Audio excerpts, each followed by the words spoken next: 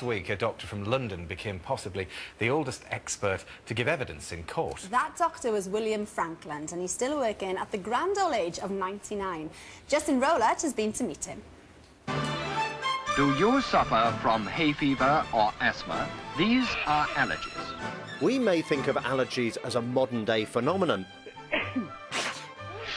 but doctors have been trying for decades to discover the various causes.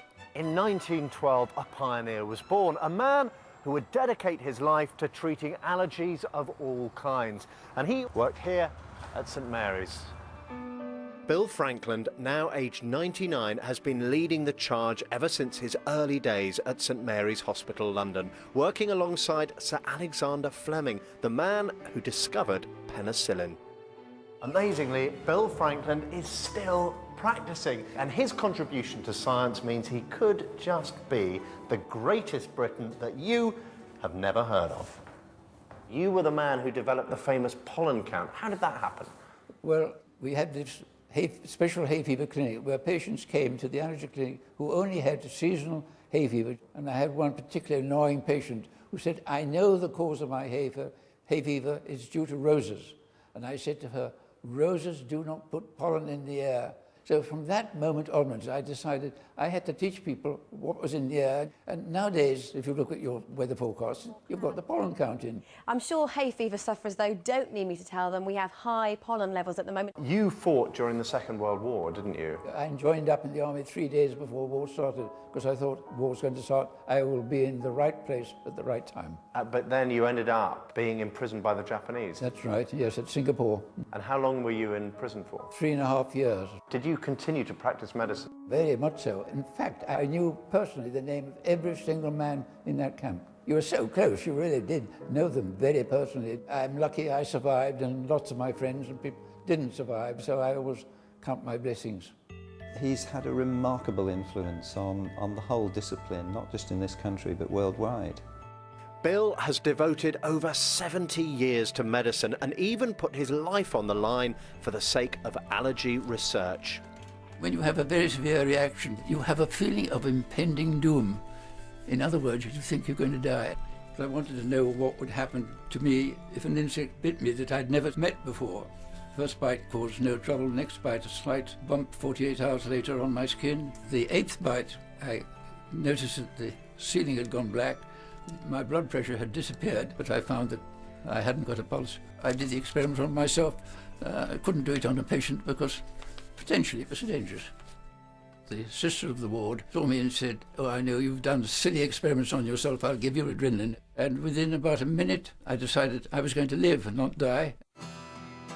Not afraid to take risks, this remarkable doctor has helped improve the lives of millions of allergy sufferers. One of the amazing things is that he really predicted that the range of substances and things that people would be allergic to would increase, and particularly drug allergy. Now, of course, you worked with Alexander Fleming. What was it like working with him? As far as I was concerned, he was a marvellous man. We got on extremely well together. You did have a disagreement over a key publication, though, didn't you? It was about how if more people were prescribed penicillin, there would be more allergic reactions to the drug.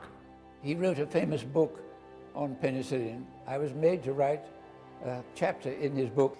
He got out his pen and crossed out my last sentence, and he said, the more recent penicillin preparations really cause local or general reactions, and that's what's in the book. So with hindsight, who was right? Well, I must say that I think I was right. He just inspired me, and he's always inspired me, and he's taught those who have taught me. He was a father figure. I think he's probably become the grandfather figure now that he's 99. I may retire when I'm 100, but whether I will even retire then, I don't know. And Dr. Bill Frankland joins us now. Well, what an incredible career, as we saw there in the film. But one thing they didn't mention is that he once treated Saddam Hussein, didn't you? You were flown over to the Iraqi embassy because of your expertise in allergies. Yes, I was sent out as an allergist, but he wasn't allergic on any definition of allergy. He'd been wrongly treated. and I treated him correctly, and therefore he is my most grateful patient I've ever had.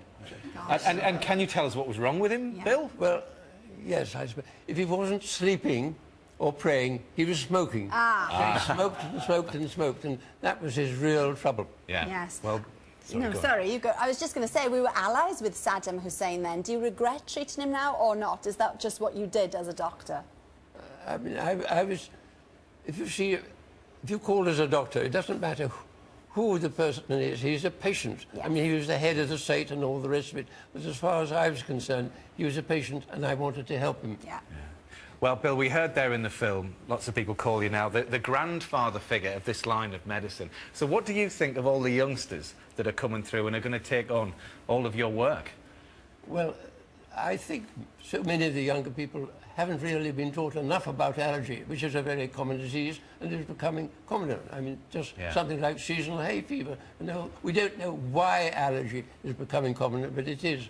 And my worry is, although this country does very good research, but a lot of the GPs and other people know so little about how to diagnose it and treat it. Yeah. Well, you better not retire then. What will we do without you? And Bill, of course, is 100 years old on the 19th of March, aren't you? So